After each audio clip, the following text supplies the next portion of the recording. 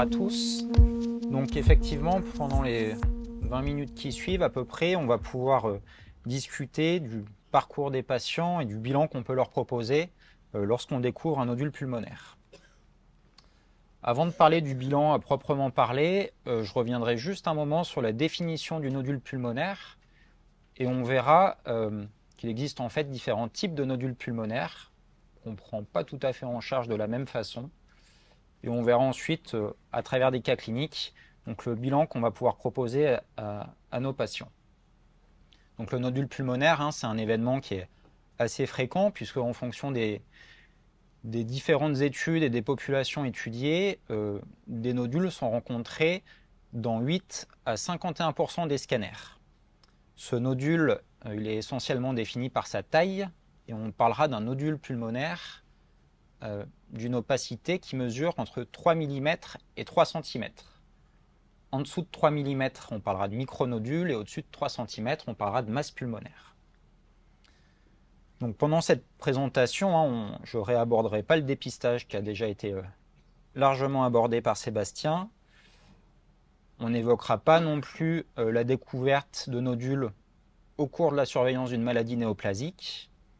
Et on ne parlera pas de la découverte de nodules chez le patient immunodéprimé ou le patient jeune. Enfin, on n'abordera pas non plus les nodules du médiastin. Donc je vous ai dit, le nodule pulmonaire, il est défini par sa taille, mais la densité du nodule a également son importance. Et cette densité, elle va permettre de différencier deux grands types de nodules pulmonaires. D'une part, les nodules qu'on appelle en verre dépoli. On verra qu'il en existe deux types, des verres dépoli purs et des verres dépoli mixtes. Et d'autre part, des nodules solides.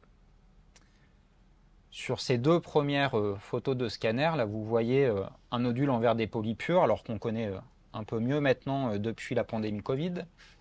Ce verre dépoli pur, c'est un nodule dont la densité va respecter les structures du parenchyme pulmonaire sous-jacent. Et c'est un nodule dont la densité est inférieure à celle des vaisseaux qui la traversent. Ce nodule en verre dépoli pur, il peut évoluer au fil du temps. D'une part, il peut grossir en taille, et d'autre part, il va pouvoir se densifier.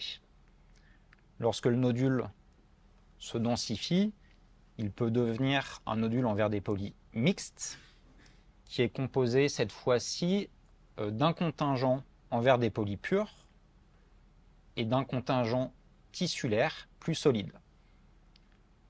Vous voyez sur la photo de gauche un nodule en verre dépoli mixte avec un contingent en verre dépoli pur en périphérie et un contingent plus solide au centre. À droite, c'est également un nodule en verre dépoli mixte qui n'a pas le même aspect. Vous voyez qu'il y a une composante solide tissulaire qui est beaucoup plus importante. À son tour, ce nodule en verre dépoli mixte peut continuer d'évoluer vers un nodule solide, qui sont les nodules qui sont les plus fréquemment rencontrés. Et ces nodules solides, eux, vont effacer complètement les structures parenchymateuses sous-jacentes.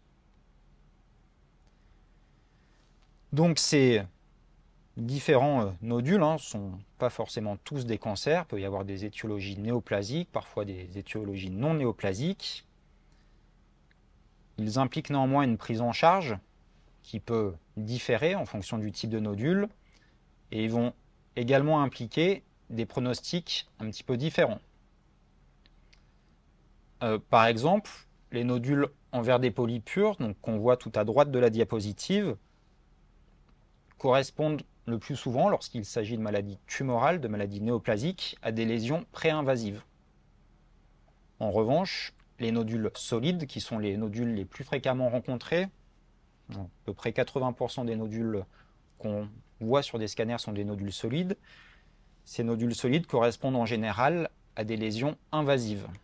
Donc, ce qui a été montré dans de nombreuses études, c'est qu'il va exister une corrélation entre l'aspect au scanner du nodule et l'anatomopathologie.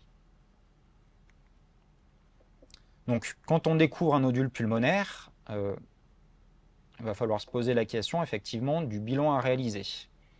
Alors attention, quand on se lance dans un bilan d'un nodule pulmonaire, il va falloir l'envisager chez un patient qui est d'accord pour se faire bilanter, déjà, c'est une chose, mais surtout d'accord pour se faire prendre en charge.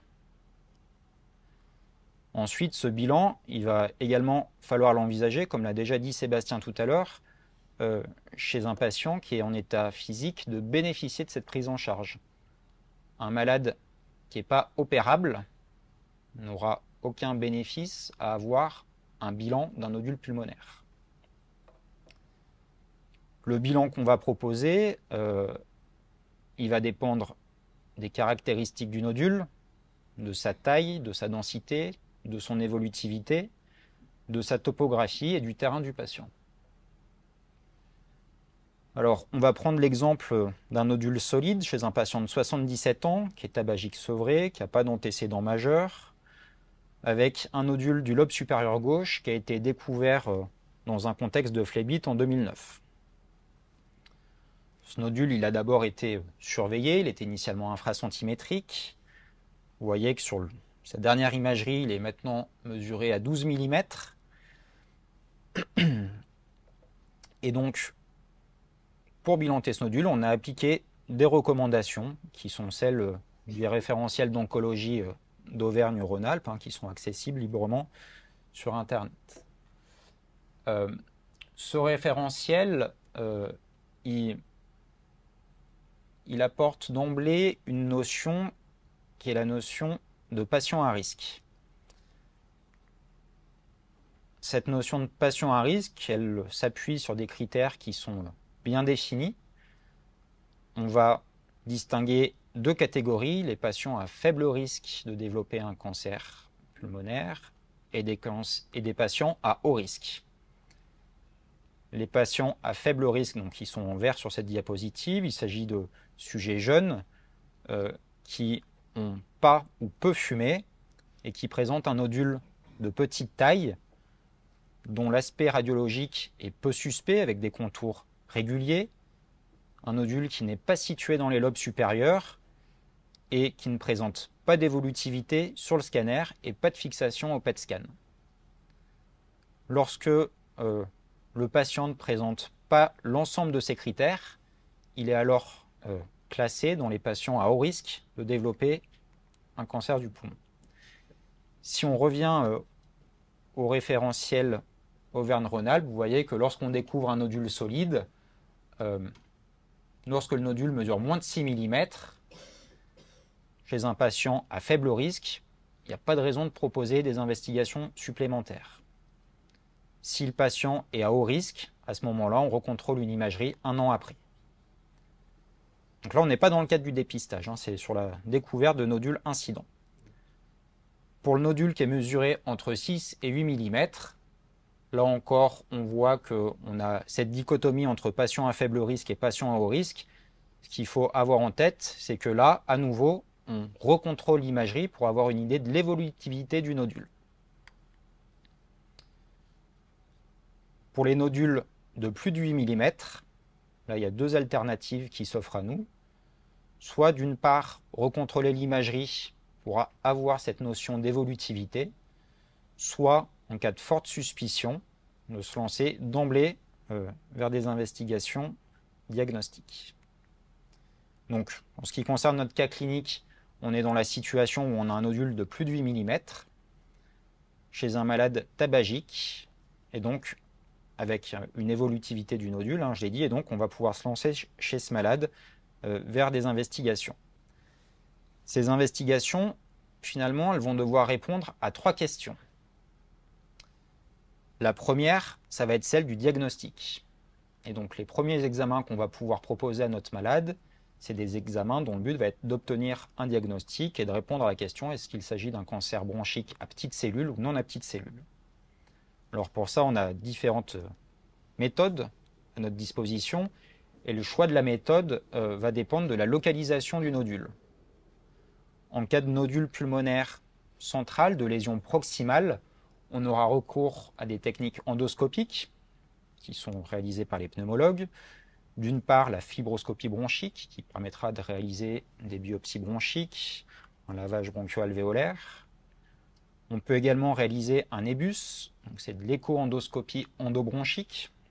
C'est ce que vous voyez représenté sur l'image de droite. Cet examen, il allie donc la fibroscopie à de l'échographie qui permet de réaliser des biopsies transbronchiques de nodules pulmonaires. Cet examen il a également un intérêt pour réaliser des biopsies ganglionnaires médiastinales en cas de lésions ganglionnaires suspectes sur les examens d'imagerie. Dernière technique qu'on peut avoir à notre disposition, qui est cette fois-ci chirurgicale, c'est la médiastinoscopie. Cette médiastinoscopie, elle est réalisée par le chirurgien au bloc opératoire. On réalise une courte incision susternale de manière à introduire le long de la trachée un médiastinoscope que vous voyez sur le schéma en bas. Cette médiastinoscopie, comme son nom l'indique, elle permet une exploration du médiastin et de réaliser des biopsies d'adénopathie médiastinale. Vous voyez en bleu sur le schéma de droite la région qui est explorée avec la médiastinoscopie. Il s'agit donc du médiastin moyen, qui est la région autour de la trachée et des bronches souches. Lorsque le nodule pulmonaire est de localisation périphérique, on aura à ce moment-là d'autres méthodes à notre disposition. La première d'entre elles, ça va être la ponction transthoracique, qui est réalisée là, par nos radiologues à la clinique Beldon, entre autres. Cette ponction transthoracique, c'est un geste qui se fait sous anesthésie locale, qui est réalisé sous le contrôle du scanner, et donc qui consiste à introduire une aiguille dans le thorax pour réaliser un prélèvement au niveau d'un nodule pulmonaire périphérique. D'autres techniques endoscopiques peuvent être utilisées, que ce soit la mini-sonde ou l'électronavigation endobronchique, c'est la représentation que vous pouvez voir sur la droite, qui allie de la fibroscopie à une sorte de GPS qui permet de guider le fibroscope sur des lésions, sur des nodules pulmonaires plus périphériques. Enfin, la dernière technique pour obtenir un diagnostic, c'est une technique chirurgicale qui se fait par vidéo, qui consiste à faire une résection du nodule pulmonaire et d'un petit morceau de parenchyme autour de ce nodule. Ça s'appelle une résection atypique. Une fois qu'on a obtenu le diagnostic, la suite des examens visera à évaluer l'opérabilité de la tumeur et finalement ça revient à réaliser le bilan d'extension et à évaluer le CTNM. Donc le bilan d'extension va passer par un scanner TAP, par un PET scan, une scintigraphie et une imagerie cérébrale. À ces examens d'imagerie peut s'ajouter ce qu'on appelle un staging médiastinal. Donc pour ça, on a deux méthodes à notre disposition, l'EBUS et la médiastinoscopie. Pourquoi on fait un staging médiastinal? On le réalise lorsqu'on a un doute sur une atteinte ganglionnaire médiastinale. Ce doute, il va pouvoir modifier la prise en charge du patient. Et donc, il faut qu'on ait une certitude quant à l'atteinte de ces ganglions médiastinaux. Et donc, c'est par ce biais-là qu'on va réaliser un EBUS ou une médiastinoscopie pour réaliser un prélèvement des ganglions du médiastin et adapter en fonction la prise en charge thérapeutique. Si on revient à notre cas clinique, donc on avait un nodule du lobe supérieur gauche pour lequel malheureusement on n'a pas pu avoir de diagnostic. La fibroscopie bronchique n'a pas été contributive, la ponction transthoracique a été récusée par notre radiologue. On voit ici un vaisseau qui arrive juste dans le nodule pulmonaire, donc la ponction était considérée comme un risque par nos radiologues. Et la biopsie chirurgicale par le biais d'une résection atypique n'était pas envisageable parce que le nodule était trop profond. Un bilan d'extension a été réalisé, l'imagerie cérébrale normale et la scintigraphie qui montrait une fixation isolée au niveau du nodule pulmonaire. On est donc dans une situation où on a une maladie qui est localisée et qui est potentiellement opérable. Avant d'aller opérer le patient, il faut bien sûr vérifier que le patient est opérable. Donc il faut faire un bilan d'opérabilité. Ce bilan d'opérabilité, il passe par des épreuves fonctionnelles respiratoires qui sont faites par les pneumologues. Il passe par une consultation de cardiologie pour évaluer un risque cardiovasculaire avec éventuellement un ECG, une échographie cardiaque. Et en fonction de ces examens, on peut compléter ce bilan d'opérabilité avec une épreuve d'effort et une scintigraphie ventilation-perfusion. Vous voyez, l'algorithme sur la droite qu'on peut suivre pour juger de la nécessité de réaliser une épreuve d'effort. Et cette épreuve d'effort, elle nous permettra de dire si le malade est opérable et elle nous permettra également de dire quel geste on peut réaliser, si une lobectomie est faisable, si une pneumonectomie est faisable. Dans notre cas, le patient avait une fonction respiratoire parfaitement normale, le risque cardiovasculaire était faible, on est donc dans un contexte de maladie opérable chez un patient opérable. Son dossier a bien sûr été présenté en réunion de concertation pluridisciplinaire pour valider l'indication opératoire. Et donc on a pu réaliser une lobectomie supérieure de gauche qui a montré un adénocarcinome bronchique classé T1B-N1, un malade qui est en surveillance depuis. Deuxième cas clinique, cette fois-ci, il s'agit d'un nodule en verre dépoli, donc découvert chez un patient de 74 ans, un patient qui est tabagique sevré, qui présente cette fois-ci des antécédents un peu plus lourds, une cardiopathie ischémique stentée et pontée, un diabète, une insuffisance rénale et une radiofréquence hépatique pour un carcinome hépatocellulaire. C'est d'ailleurs au cours du bilan de ce carcinome hépatocellulaire qu'a été découvert ce nodule pulmonaire en 2017. Vous voyez sur le scanner du haut, c'était l'aspect du scanner en 2017 avec un verre dépoli mixte qui était de petite taille, qui a été surveillé, et la surveillance qui a mis en évidence une évolution de ce verre dépoli avec notamment la composante solide qui s'est majorée, qui a augmenté de taille. Donc là encore, on applique les recommandations du référentiel. Alors, vous voyez au passage que les recommandations pour les nodules en verre dépoli, elles sont différentes que pour le nodule solide, bien qu'on a toujours cette notion d'évolutivité qui est importante. Et quand on découvre un nodule pulmonaire, d'autant plus quand il est en verre dépoli, on a souvent tendance à recontrôler des imageries pour bien avoir cette notion d'évolutivité avant de se lancer dans le bilan. Donc ici, on était dans le cas d'un nodule en verre dépoli mixte de plus de 6 mm, évolutif, avec une composante solide de plus de 6 mm, et donc pour lequel on a proposé des investigations. Le bilan d'extension a été réalisé chez ce malade avec une imagerie cérébrale normale, un scanner TAP qui ne retrouvait pas de localisation à distance. Un PET scan a été réalisé dans le cas présent qui retrouvait une fixation isolée au niveau de ce nodule. Alors, la place de la scintigraphie dans le cadre de ces nodules en verre dépoli, elle n'est pas réalisée de manière systématique. Effectivement, pour le nodule en verre dépoli pur, il n'y a pas de place pour le PET scan. Souvent, je vous ai dit, c'est des lésions qui sont pré-invasives, qui fixent peu, avec des faux négatifs qui sont importants de l'ordre de 90%. Pour le nodule mixte, le PET scan peut être réalisé. Ce qui va fixer au PET scan, c'est surtout la composante solide. Et il faut que cette composante solide, elle soit de taille suffisante pour être détectée au PET scanner, et en général on a ce seuil de 8 mm de détection en scintigraphie. Le diagnostic préopératoire pour les nodules en verre dépoli, il n'est pas tout le temps évident, il est même rarement évident. Je vous ai mis ici quelques chiffres pour le rendement notamment des ponctions transthoraciques en fonction de la densité des nodules et de leur taille en imagerie. On peut voir que pour un nodule de moins de 10 mm qui est en verre dépoli, on a un rendement seulement de 35% en ponction transthoracique, alors que pour un nodule solide de plus de 15 mm, le rendement est de 86%. Donc vous comprenez bien qu'il y a une différence de rendement qui est importante et que le diagnostic préopératoire n'est pas tout le temps évident sur ces nodules en verre dépoli, d'où la notion d'évolutivité qui est importante à avoir.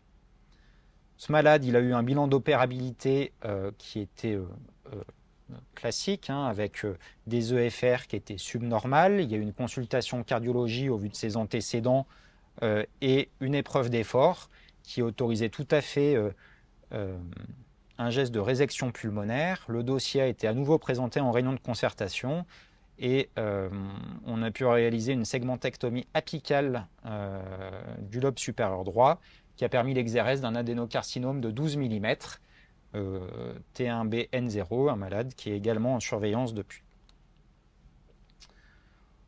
Enfin, pour vous rabâcher une dernière fois l'importance de la notion d'évolutivité, vous voyez ici un nodule en verre des polypures du lobe supérieur droit qui a été découvert de manière fortuite sur un scanner. Le dossier du patient avait été présenté en RCP, on s'était appuyé sur les recommandations du référentiel. L'indication de surveillance avait été retenue sur ce nodule. Donc 6 mois après, nouveau scanner de contrôle qui montrait toujours la persistance du nodule en verre dépoli, qui avait un petit peu augmenté en taille. La surveillance avait à nouveau été proposée en RCP. Donc on continue de surveiller un nodule toujours en verre dépoli pur qui ne se densifie pas, qui augmente légèrement en taille. Et dernière surveillance, 1 an après la découverte du nodule, qui montre que le nodule a totalement disparu. Donc ça, c'est un peu l'histoire de chasse, hein, on n'en voit pas tous les jours. Malgré tout, c'est important d'avoir un recul suffisant et de bien contrôler l'évolutivité de ces nodules pulmonaires, notamment quand on n'a pas de diagnostic.